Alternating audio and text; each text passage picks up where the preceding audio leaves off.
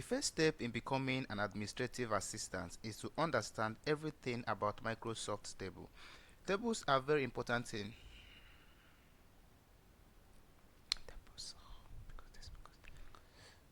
the first step in becoming an administrative assistant is The first step in becoming an administrative assistant is to understand everything about Microsoft Table, because tables are very important to admin assistants in the sense that it helps them to organize their data.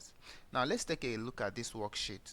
This worksheet here shows an employee's information starting from their employer's ID, their last name, first name, the department that they work in, and so many other headings here. So the first problem you're going to encounter here without presenting your document as a table is that once you scroll past, as your list grows, you begin to lose track of the heading, as you can see here.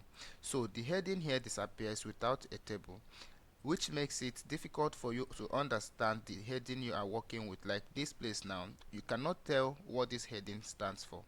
So for you to work effectively as an administrative assistant, you must have an organized table. So let us start by creating a table. So let's assume you already have a work like this and you just want to present it as a table to help you organize your work. The first thing you're going to do is that you're going to click on any part of the worksheet and then click on Ctrl A to select everything. After selecting everything, come over to this ribbon and click on Insert. Then click to choose a table. Then it will try to confirm if your table has a header. Yes, these are the headers for our table. If your table does not have a header, it will create a header for you, but the header might not match with what you are working with. So you can now edit the header to match with the body of your document. Then click OK so that Excel will create a table for us. Now this is a table created for us by Microsoft Excel. So the next thing you want to do after creating a table is that you want to check if this table is actually how you want to use it. Now if you look up here, you will see that after creating a table, there is a new ribbon that appeared here called Table Design. This table design is what will help us to organize and make our table to be cool. So for instance, if you click on this place and then click on the table design, it will show you different pattern or different table style. When you click on this drop down, you choose the type that you want to use. So for this video, let me say I want to use this pattern.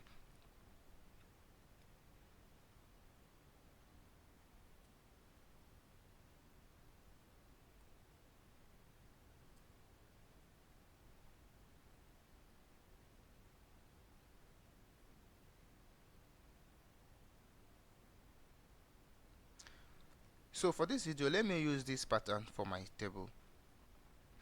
Okay, now this is the pattern I've chosen for my table. Now let's check if our first issue is sorted out. So as you scroll past every other place, you can see that the headings are displayed here automatically. So irrespective of the number of sheets you are working with, irrespective of the serial number of everything you're working with, the headings will always stay intact. So the next thing we have to do right now after creating a table is that we want to organize our columns and rows. So for instance, how this appears is after the employee's ID is the last name and followed by the first name. We can choose to have the location before the last name and the first name, and for you to do this, all you just have to do is you just highlight the column that you want to move by coming over here, highlight everything, then come over to this side. Now as you come to the edge of the column, you will see this cursor change from plus icon to a hand tool. Click and drag it to any desired place you want to leave it. Now I want to leave it immediately after the employee's ID, so I will leave it this way. So I have reorganized my column the way I want, and if I want the first name to appear before the last name, I will still use the same procedure. Now the next thing I want to do here is conditional formatting. Now conditional formatting is very important in when working on a table as an administrative assistant, because first of all, what it will do for you is that okay, let's say for instance we have a duplicate ID here. This is ID 1054. Let's assume we have another duplicate ID 1054, and then over here 1054, and let's assume that we made all this by mistake.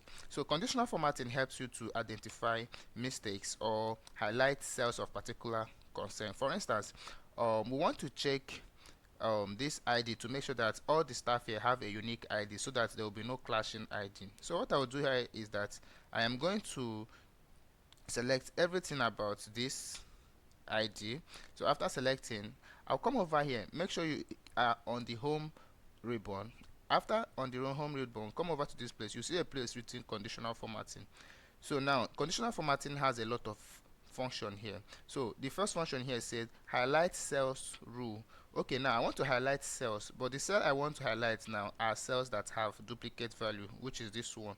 So when I click on duplicate values here, I will choose the kind of color I want to use and highlight this cell. So let me choose this light green, and then I'll click on done. So when I click on done and close this place, you see that all these cells here are highlighted to have a duplicate value. Then it is now my duty to now edit it and give it any other number so that it will not have a duplicate value. So as you can see here, as I am cleaning it up to give it another number, it is disappearing as a cell that had a duplicate value. Another way you can use another way you can use conditional formatting is you want to highlight, also just for highlighting to.